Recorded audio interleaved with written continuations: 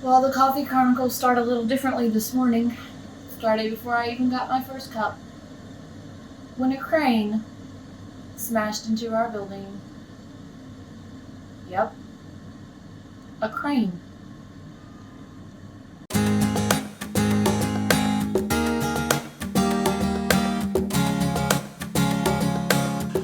Alright, you guys, so we were in bed in that like middle stage between like I'm awake and I should get up, but I don't want to get up, and still just kind of like wallowing, and our entire building shakes and crashes like boom, and so then we're definitely awake, and we were like, what was that? So we run to the window to look, and the crane truck that is working on this building next door, I guess, I don't know, they just set the counter lever thing wrong or what, but it fell. The whole truck fell. The crane arm smashed into our building, and now the truck is like tilted up on its side, and I'm not sure what they're gonna do about it. But long story short, to all of those out there who pray for us every day, thanks.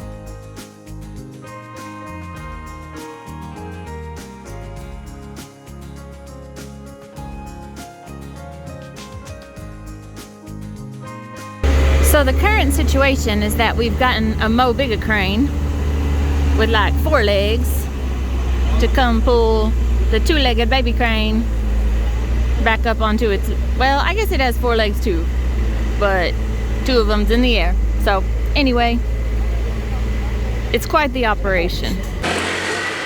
So we finally decided just to walk away. All the men who were working on getting the crane down got in a really big argument. They all started fighting, and then they all just left. And so I have a feeling this is going to be an all-day operation. So we're going to go do something else.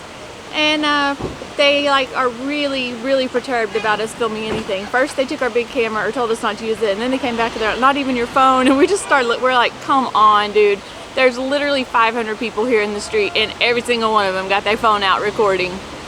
Give me a break. Welcome guys, so we are in Istanbul today, and we're going to take you to probably the biggest tourist area that they have here. Yes. We're in the middle of the square in Sultanahmet, in between the Blue Mosque and Hagia Sophia.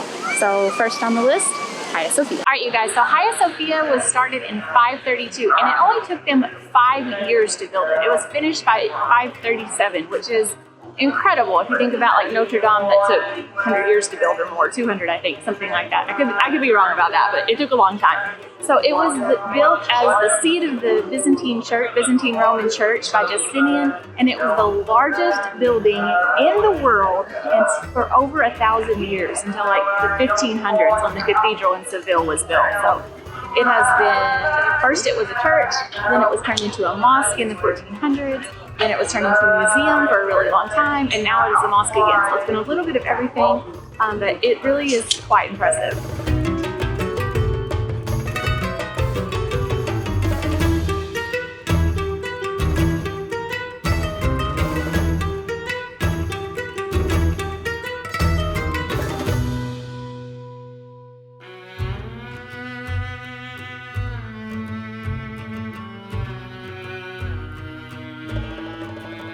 It's a huge line to get in the Blue Mosque today because it's been closed all day long, so, but it looks like it's moving fast.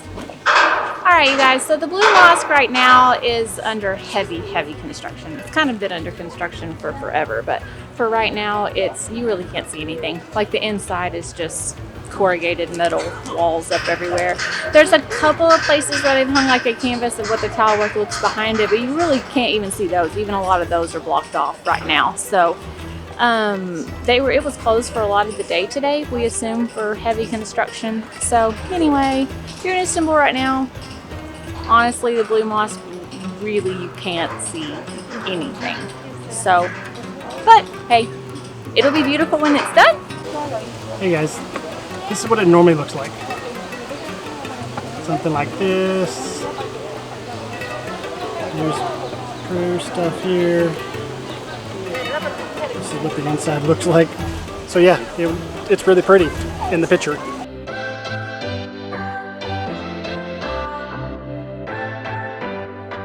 Hey guys, so this afternoon we are taking you to Topkapi Palace, and this is actually a palace that was built shortly after the conquest of the Ottoman Empire in Constantinople, which is now Istanbul. So in about 1453, Sultan Mehmet started building this palace. It is famous for its beautiful harem. It's one of the oldest buildings in the city that's still well maintained. It sits right on the Bosphorus, has an incredible view, and probably the stories from this place are, I can only imagine if the walls could talk. So we're heading to Topkapi Palace today. We're going to show you around, but first we're going to go get the Istanbul Museum Pass. So the Istanbul Pass you can pick up at a plethora of museums here in the city. It's 300 lira, which is, I don't know how many dollars, but we'll show you later. And basically, if you go to 3 sites or more that are on the pass, it's worth your money. Or if you go to Galata Tower, which is 100 lira in itself to climb. And Topkapi Palace has a 200 lira entrance fee, but there's also an extra 100 lira to go into the harem. So if you add those two together, it's already worth your pass, and you get to skip the ticket buying line. So we're gonna go get one of those at a smaller museum here in the city, and then we're headed to Topkapi. So we thought we were going to use like a time-tested travel trick and go to one of the smaller museums to get our card to avoid the big lines at the popular places, but even the small museum has a line today. All right, guys. Well, we scored our Istanbul Museum passes. These were 360 lira. We love the museum, so this is well worth it. If you're going to miss more than 3 museums, this is gonna pay for it. As for 5 days, 360 lira, and I just got it at the smaller museum, so I didn't have to wait in line very long. And now we're gonna head up to the Topkapi Palace, and you get to kind of skip the line when you have these, so that might save you a little bit of time. They're always taking our stuff when you come to these places. Yeah, our camera's naked now. No tripod, no microphone, so.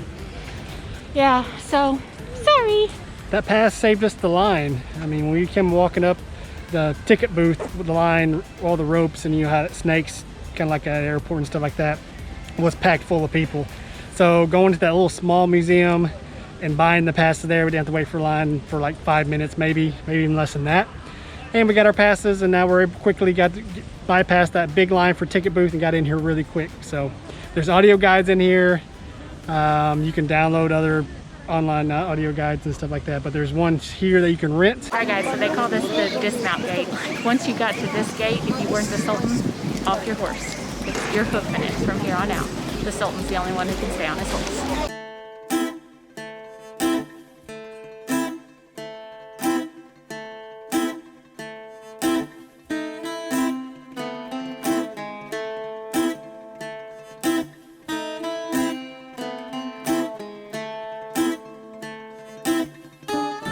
Alright you guys, so we just came through the throne room, and the second part is a school area. So the Ottomans were famous for bringing dignitaries' sons and like members of important society here sort of as captives, but they were treated very well, they were educated very highly, and they even had the ability to become government officers in the Ottoman Empire if they did well in their schooling. So this courtyard area was like the schooling area for those boys.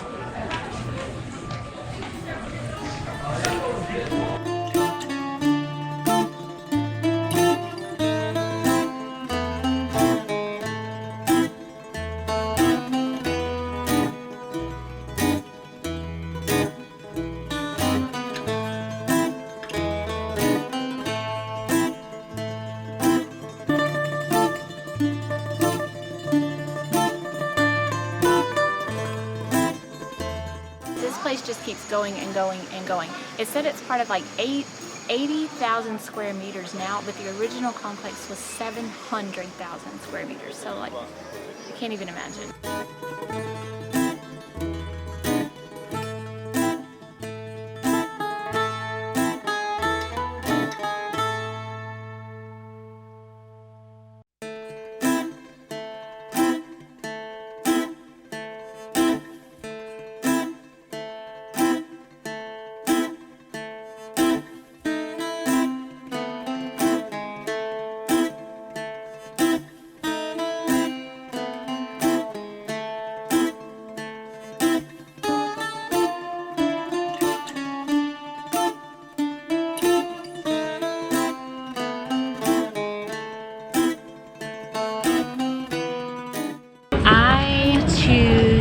this as my spot, this Baghdad pavilion, because there's giant plush couches right underneath these really ornate windows. It's covered in blue tile. It's absolutely gorgeous.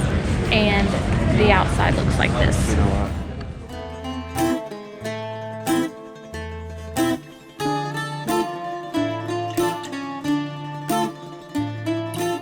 I tried to take Ryan in the circumcision room, but he didn't want to go.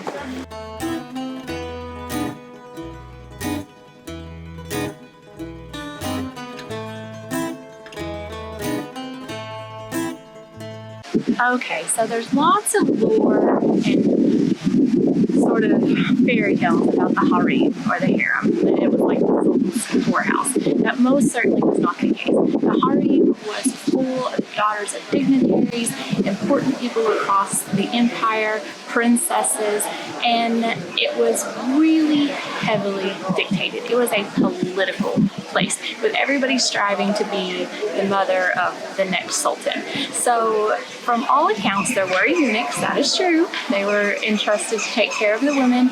They did live very lavishly, but also very restrictively. And from what they're telling us here, it was the sultan's mother who was in charge. She picked the next mate for the sultan. She was the one who interviewed the women. She was the one who was over the entire harem and its business. So Mama was in control. All right, guys, so we think this is the harem. We're not 100% sure. We're not even sure if we're gonna be able to film in here, so we're gonna go check it out and see if we can film, and we'll show you.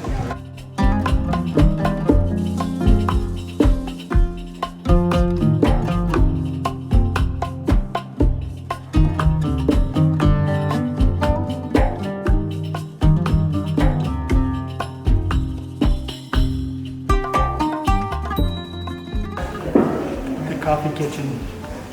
Very important. Room full of women, you gotta have coffee. How do you attest to this?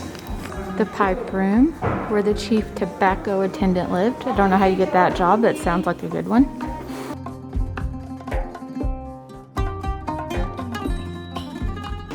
The French merchants, when they came here, they saw all these tiles and all the blue tiles, and they said the color of the Turks were turquoise.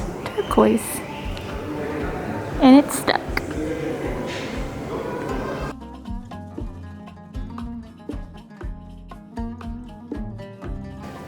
It's so beautiful. It looks like something from Horton Hears a Who or something, like Dr. Seuss. Beautiful.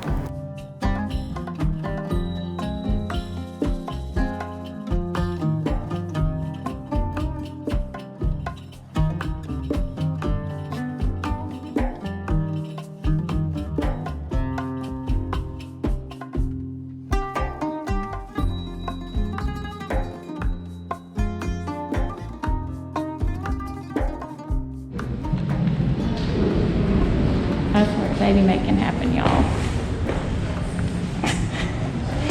Hey, there's a floor there.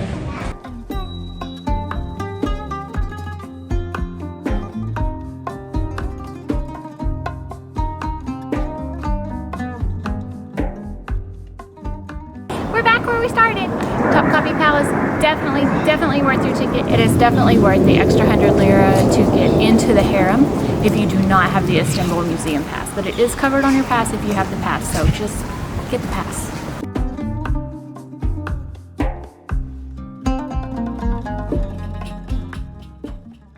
Hey guys, it's a whole museum of archaeology.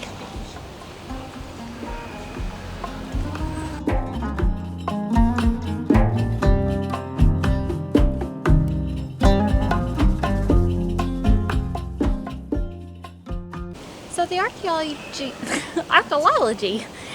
archaeology museum here is pretty small, but it does have a huge, and I mean huge, collection of all of these burial monuments that they found somewhere in the caves of Sidon in like ancient Phoenicia, and they brought them here in this big expedition, and they are huge, and there's like hundreds of them in really good shape too. They're beautiful.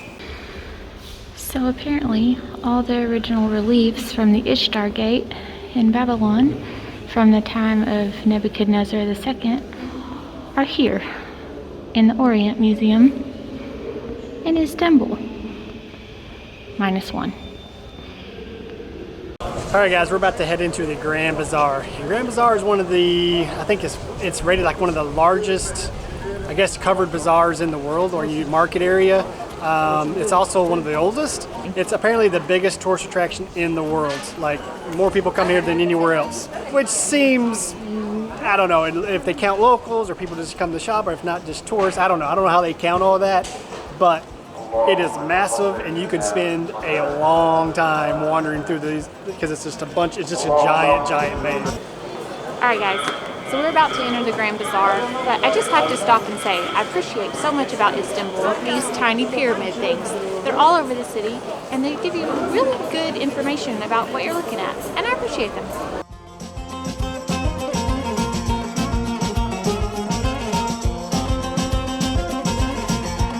All right. You start in the jewelry section, all the sparkly things. My husband could buy me a new black diamond while we're here. Just saying. I've only been asking for one, years. You haven't found one yet. You've been looking. You haven't found one.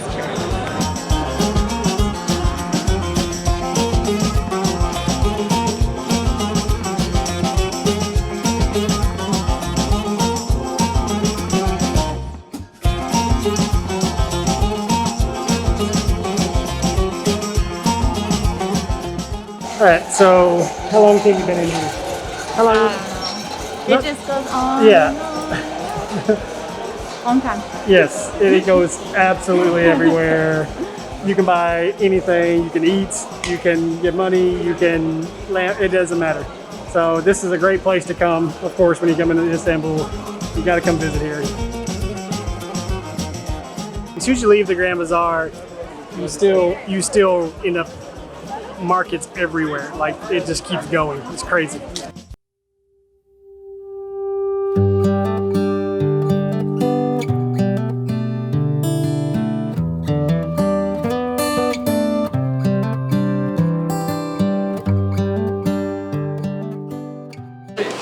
Alright guys, we just made it up that ridiculous hill again to Galata Tower. So Galata Tower is one of the older towers in the city, and there is still a line to get here. We got here just after sunset. However, it does cost 100 Turkish lira to get here unless you have the Istanbul Museum Pass, which is on this pass, so well worth its weight in lira. Well, we made it to the Galata Tower.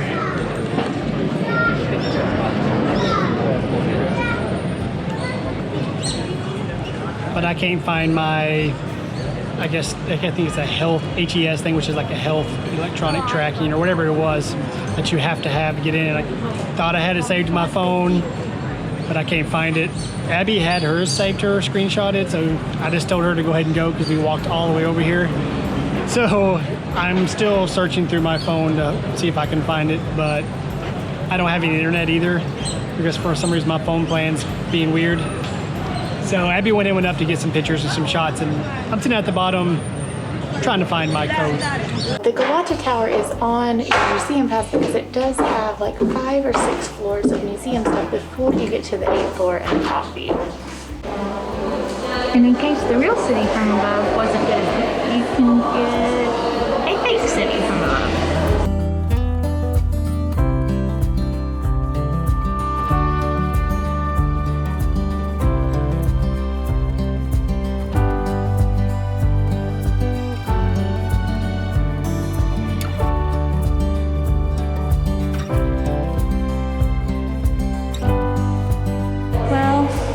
Up at the top of Galata Tower by myself because you have to have your HES health code. Sorry, I just climbed the stairs to get in.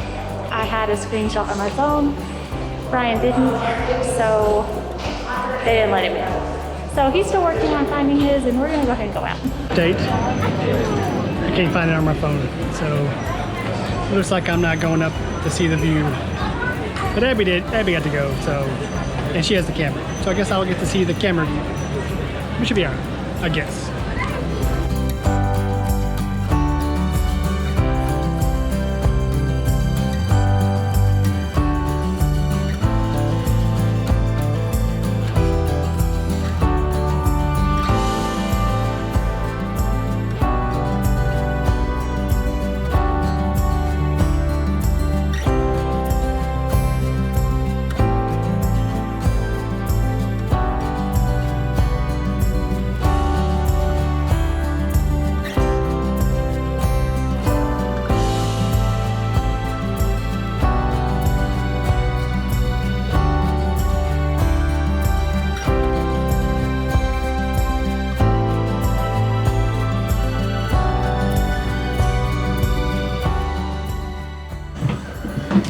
This staircase is a bit older.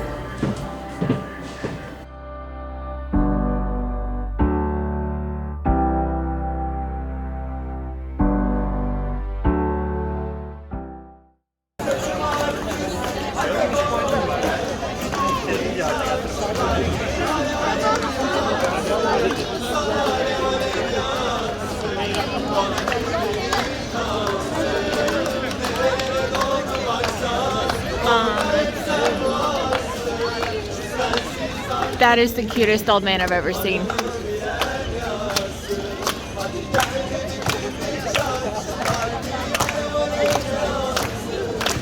Okay, so we've come up on another proposal.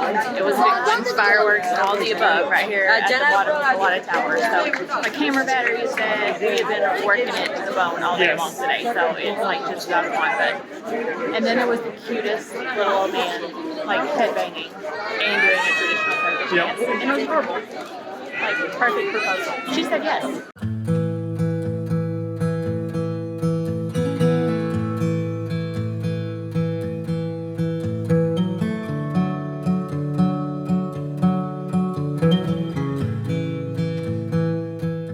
Behind me is the Galata Bridge, and on the bridge there's a bunch of shops and restaurants and places where you can walk down the bottom part, or you can go up top and watch the old men fish.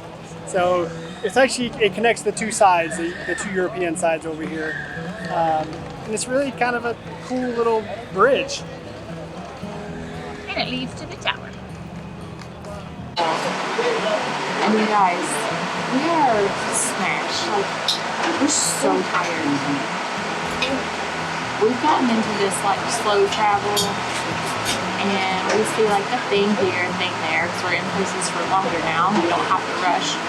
So when we have like a full-on day like today, we tired. Probably because we old. Also. That's true. But yeah, we tired. Guys, so we hope you enjoyed this tour of Istanbul and all the touristy must-do things. Yeah. Hey, some things are touristy because they're awesome. I mean, they're absolutely beautiful. So yeah. Yeah, they're awesome.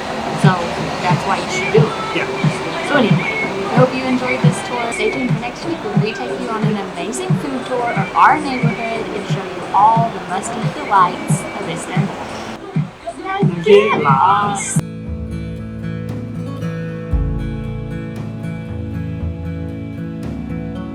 Now, I never fix my bangs because I'm lazy, but every single time I do, Mother Nature's like, I'm going to make gust of winds all day long that just blow your hair straight up in the air and make you look like you have a mullet all day. So when I was getting our audio guides for our trip, or for this palace area, the guy looked at our IDs, how to get my IDs to get these, and he goes, I've never got IDs from Arkansas before. I was like, okay. Because every good concubine needs to play an instrument.